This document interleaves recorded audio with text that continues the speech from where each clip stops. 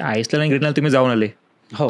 So actually म्हणजे आईसलँडमध्ये पूर्ण ते आईस आहे का पूर्ण त्या कॉन्टिनेंटवर? नाही, उलट आहे. आईसलँड आणि ग्रीनलँडमध्ये, आईसलँडमध्ये सगळं ग्रीन आहे आणि ग्रीनलँडमध्ये फुल आईस आहे. नाव वेगळं काय? ते जेवढं मी ऐकलंय त्याच्यात ते वायकिंग्स त्या टाइमच्या वेळेस आहे की ते लोकांना हे करायला की येडा बनवायला असं फसवायसाठी ते तसे नावं ठेवलेली आहेत.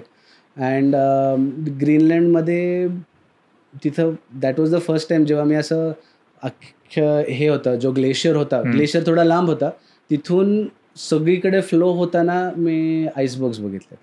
सो नुसतं असं कचऱ्यासारखे आईसबर्ग्स तिथं, असं एवढं, आणि खूप थंड, खूप छान वातावरण. आईसलँडमध्ये उलटं त्याच्या सगळीकडं ग्रीन, आणि जिथं शिप लागायची त्याच्या शेजारीच आम्हाला वॉटरफॉल दिसायचे.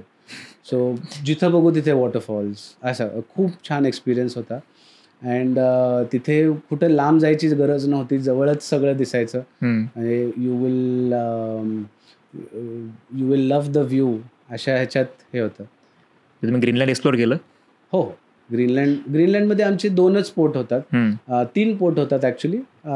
जनरली त्या 3 पोर्टमध्ये पण एकच होतं लोकांचा, कारण बाकीचे 2 कॅन्सल होतात ड्यू टू वेदर.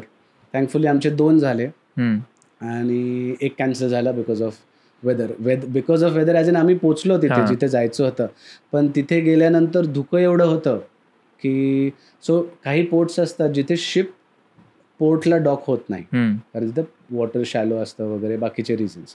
सो तिथे आमचे जे साईडला लाईफ बोट्स असतात त्यातलेच 2-3 बोट्स असतात which are called as tender boats. So त्या दिवशी टेंडर ऑपरेशन्स असतात. सो दॅट मीन्स ती बोट खाली येते, गेस्ट ज्याला कुणाला बाहेर जायचं ते त्या बोटमध्ये बसतात आणि मग ती छोटी बोट घेऊन तुम्ही शोरला जाल. पण त्या दिवशी धुकं एवढं होतं की म्हणजे आम्हाला लिटरली, मी जिथं उभं होतो, मी बॅक ऑफ द शिप उभं होतो, मला शिपची मिडल दिसत नव्हता. सो फ्रंट तर खूप लांबच, मिडल ऑफ द शिप दिसत नव्हता.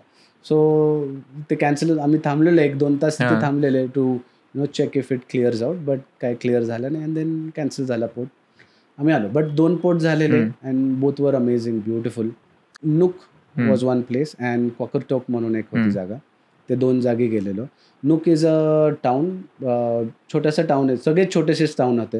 ग्रीनलँड, आईसलँड, हे 2 Norway at times, mainly Greenland आणि आईसलँडमध्ये जिथे जिथे आम्ही गेलोय तिथे number of people on the ship वर 10 times more than number of people on the land. तिथे 200 आणि 300 आणि 400 लोकांचे टाउन्स, आणि त्याच्यात आम्ही 4000 लोक घेऊन आलो, असं अशा ह्याच्यात, प्लस क्रू मेंबर जे बाहेर जातात ते. सो सगळे टाउन भरून जातात आणि सगळे आमच्या ओळखीचेच असतात, का कारण आपल्या शिपवरतीच सगळे असं. But most beautiful place was again नुकला खूप छान हे होतं.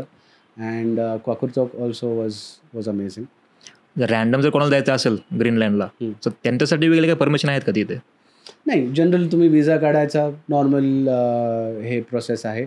If I am not wrong, नुकमध्येच एअरपोर्ट आहे, that is their main capital. तुम्ही तिकडे फ्लाय करून यू कॅन गो अराउंड. ग्रीनलँडमध्ये बघण्यासारखं is just scenery and nature wise खूप आहे.